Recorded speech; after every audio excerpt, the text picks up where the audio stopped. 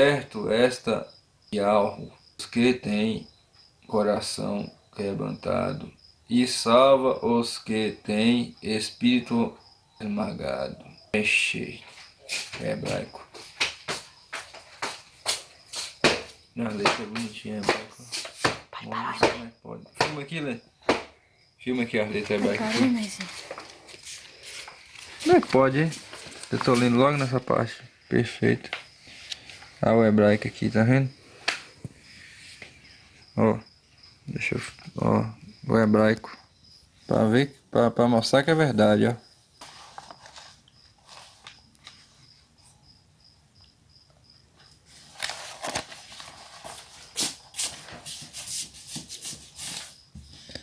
Mem, Nune, Samek, Aine, Escorpião no chão, não pode pegar. Pen. Escorpião Vamos aprender o hebraico aí, meus no irmãos. chão. Kissad. Pode pegar.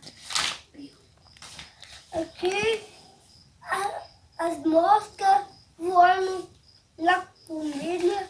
Eu nunca E ele os livrou. vi sem. E eles os livrou de todas as suas aflições. Kof. É, Perto está e alvo dos que têm coração quebrantados, e salva os que têm espírito esmagado. Renche. Muitos são as mulheres calamidades do justo, todas mulheres. mas e alvo livra de todas elas. Shin. Guarda de todos os ossos, nem sequer um deles foi quebrado. Tal Quando ela calamidade entregará o próprio iníquo à morte. Tá vendo? ela O tava próprio iníquo à morte. Por quê? O que eu entendo aqui, tinha meus casa irmãos? de casa. O que eu tô entendendo aqui, meus irmãos? Tô entendendo aqui que Na mesa, o mal vai ser pago com o mal nesta terra. bebendo. Aí Por quê? depois quem fez Por causa da soberba, por causa do engano que eles têm na vida. E a calamidade entregará o próprio iníquo à morte. E os que odeiam o justo serão considerados culpados, e alvo redime a alma dos seus servos. E nenhum dos que se refugiarão nele será considerado culpado.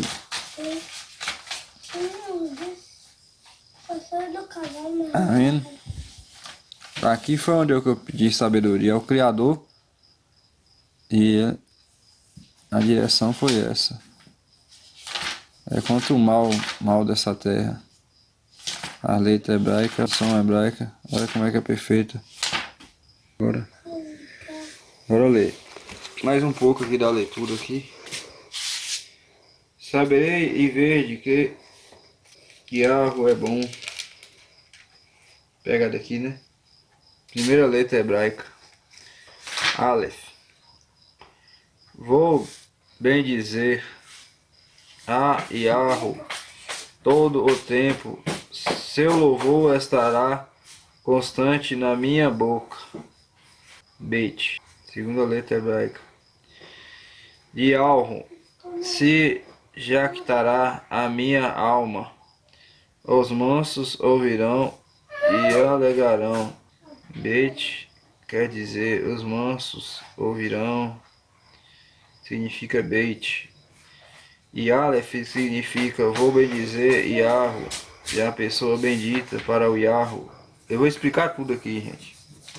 Eu tenho um conhecimento. Papai me dá discernimento constantemente.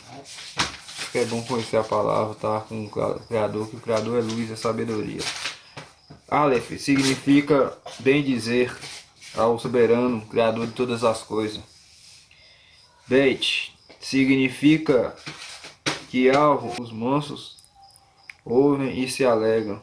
Gimel significa e exaltemos juntos o seu nome, o nome e alvo. Gimel significa exaltemos o justo, o seu nome e alvo. Gimel. que significa Dalet. Consultei a Yahweh e ele me respondeu e me livrou de todos os meus horrores.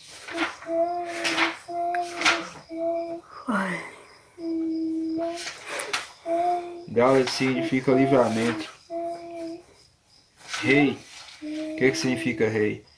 Olharam para ele e ficaram radiantes. Suas próprias faces, de modo algum podiam estar encabulados. Rei significa radiantes, resplandecente. Radiante significa resplandecente, brilhoso. Zaine, o significado de Zaine. Este atribulado chamou e o próprio Yahweh ouviu e salvou-os de todas as suas aflições. Zaine significa salvação das aflições. Reit, o anjo de Yahweh, acampa-se ao redor. Reit significa o bom anjo acampado para nos proteger ao redor, para nos guardar. E ele me socorre. O anjo a socorrer. Os justos. O significado de Reit. O hebraico ele é perfeito. Cada letra tem um significado. Uma letra só tem um significado perfeito. E você junta elas, cada coisa mais bonita que a outra. Não tem palavrão, não tem erro no hebraico. O hebraico é perfeito. Por isso que eles deixaram de falar hebraico. Porque não tinha como corromper o hebraico. Aí eles inventaram esse tanto de língua imunda do bicho ruim, do caído. Tete. Saboreei e vede que Yahweh é o bom. Feliz o varão vigoroso que se refugia nele. Varão vigoroso significa Tete. O refúgio de Yahweh.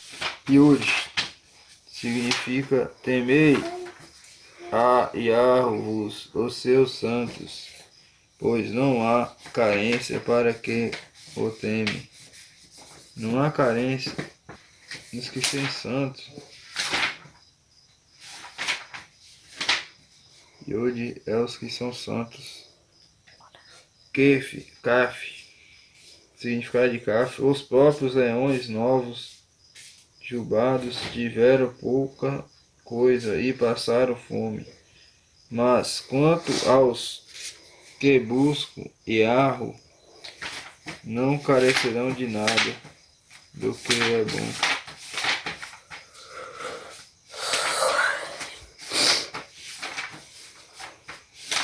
Kaf é músculo e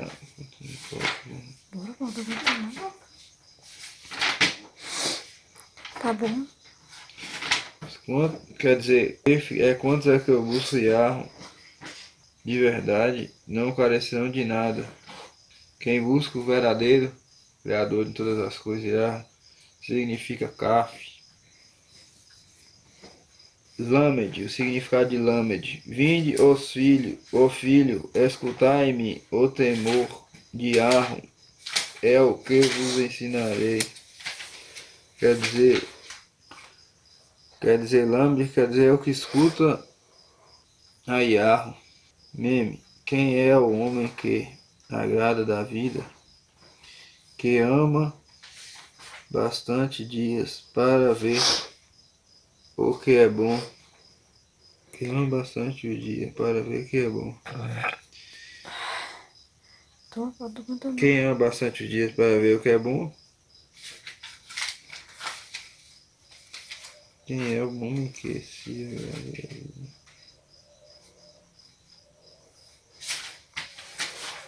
Quer dizer que o homem não é o suficiente que viva bastante dias. Tem que ter um sentido, o sentido é Yahweh. O nome quer dizer o sentido da vida é Yahweh. Mem, o sentido é ele. O significado de Nun Resguarda a tua língua do que é mal, e os teus lábios te falarem engano. Esse povo aí significa número, é os que falam mal, é os que fazem o mal, é Bandinuni. Samek, o significado de Samek, desvia do que é mal e faz o que é bom, procure a paz e empenha de ir por ela. Desvia do mal e procurar o que é bom significa Samek.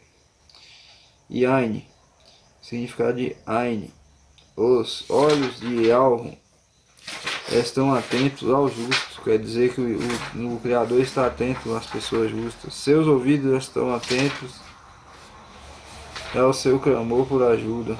Ele sempre está atento conosco. Bem, significado de bem. A face de Arro é contra os que fazem o que é mal, para decepar a menção deles da própria terra. Yar é contra os que é mal. Pen significa pen. É o pen para vocês. É Yar. Por isso que vocês têm todas essas traduções aí, enganosa, errada. Você conheceu o Criador, mas vocês não quis ficar com ele. Porque ficar enganado com as entidades. Engano das entidades, as outras, malignas. Mas elas vão ser julgadas, vão ser extintas. Não vai existir esse mal delas mais não, nem delas nem do anjo caído. Significado de Tissade. Clamaram e o próprio Yarro ouviu. Yarro ouve a gente. E ele livrou de todas as suas aflições. Eu estou Tissade, que ele livra, que ele cura, que ele sara a gente, que ele guarda a gente. E perto está Yarro do que tem coração quebrantado. E salva os que têm espírito esmagado. Meu cofre. Rish, muitas são as calamidades do justo, mas Yarro livre de todas elas. Significa Rish. Shin, guarda-lhe todos os ossos, nem sequer um deles foi quebrado. Tá bom? Shin. Viu? Eu já passei por muito esse Shin, porque eu já fiz muita coisa louca com moto. Já agarrei toda loucura que pensar. Impossível. Só o Criador tem esse poder para na vida da gente. E tal. Significado de tal. A calamidade entregará o próprio iníquo à morte. Tá vendo? O que é tal aí? É o que vocês vão acontecer com vocês, se continuarem nessa vida. E os que odeiam o justo serão considerados culpados. Tá vendo? Vocês vão morrer e no final vai ser culpado e não vai ser nada de vocês. Já era. Se vocês não se arrependerem. E Alvo, redime a alma do seu servo, e nenhum dos que se refugiaram nele nem consideram culpados. Ele que vai proteger a gente de tudo. E vocês se arrependam. Vocês aí, governantes religiosos, enganadores, se arrependam, antes que seja tarde. Vocês não têm oportunidade não, como essas não. Esse é um pouco de conhecimento aí do hebraico, né? O papai dá discernimento aos que são deles, aos seus escolhidos. Pouco tempo eu estou aprendendo hebraico e eu creio que cada vez melhorar. Até mais, gente. Parece que...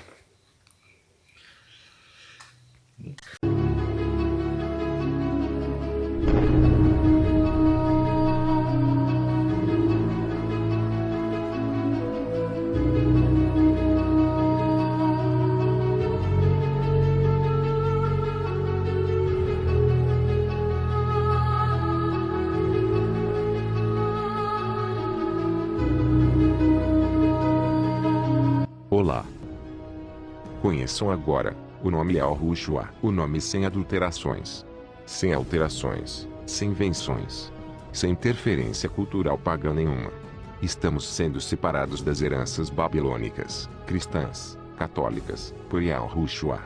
Veja este vídeo e pesquise sobre o assunto, para o seu próprio bem e do seu próximo. Se o Messias nasceu em Yahshua, nome pagão Israel, ele era um Yahudim, nome pagão judeu, e falava hebraico. Por que então deram-lhe um nome greco-romano? O nome Jesus, Jesus. A Igreja de Roma compôs um nome blasfemo para o Redentor, a partir de nomes de divindades gregas e romanas. Para isso juntaram o J, de Júpiter, e Jesus, deus das florestas da Gália Antiga, o qual fazia parte de uma trindade divina, Jesus, Teutates, Taranis, deuses aos quais se ofereciam sacrifícios humanos.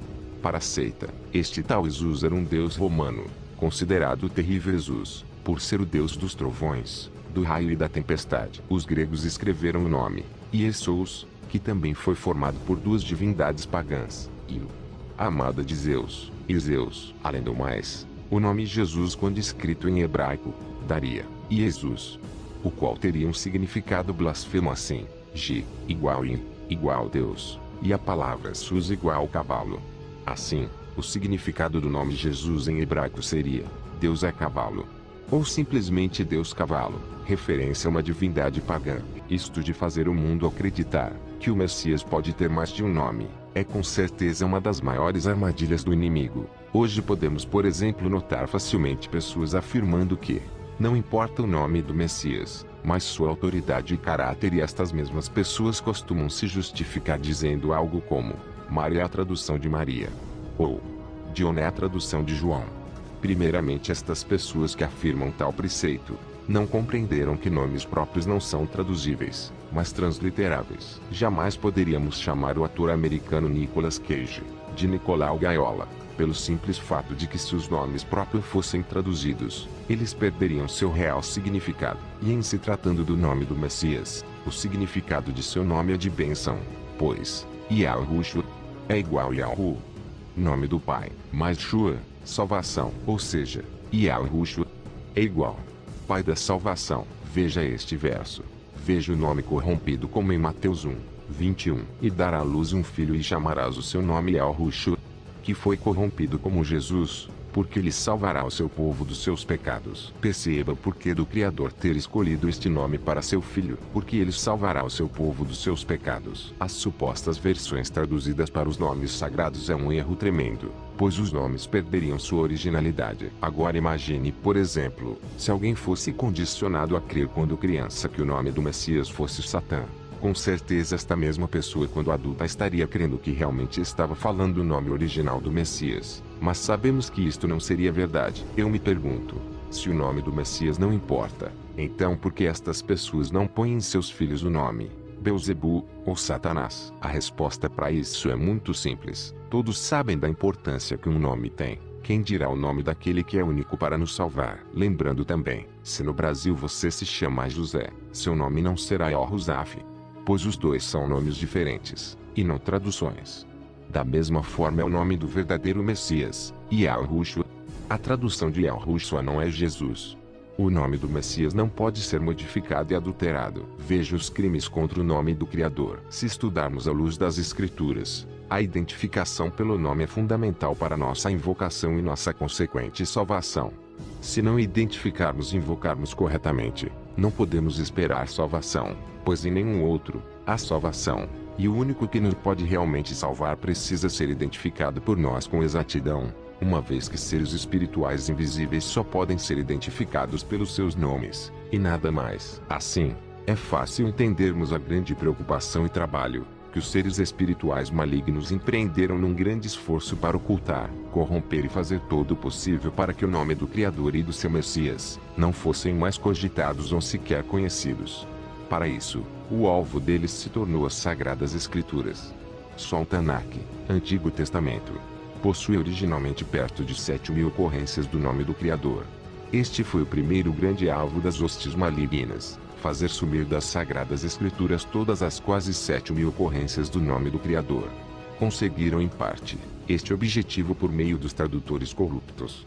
Muitos utilizaram a forma corrompida Yahvé, ou Javé, outros utilizaram a forma corrompida Yehová, ou Jeová, e a maioria simplesmente substituiu todas as ocorrências do nome pela palavra Senhor, com todas as letras maiúsculas. A entrada dos impostores. Ora, o que é o trabalho iníquo de um impostor?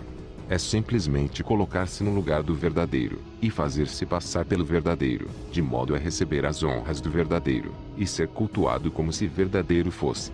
Qualquer que se faz passar por outro, está, de fato, desejando usufruir de algo que o outro possua, ou mereça, ainda que o impostor não possua e não mereça nada. Com relação a seres espirituais invisíveis, o trabalho do impostor fica extremamente facilitado. Como a única identificação existente para seres espirituais são os seus nomes, é simples entendermos que ao substituir o nome verdadeiro pelo nome de um ser maligno, fica o impostor estabelecido diante de todos os que forem enganados por tal substituição. Esteja certo nós, que estamos à procura da verdade, que nenhum dos nomes substitutos do verdadeiro é apenas um nome inventado ao acaso, mas representa sempre o nome ou referência a um ser maligno impostor que ali se colocou com o intuito de ocupar aquela posição por usurpação, e receber indevidamente aquilo que pertence ao verdadeiro Criador.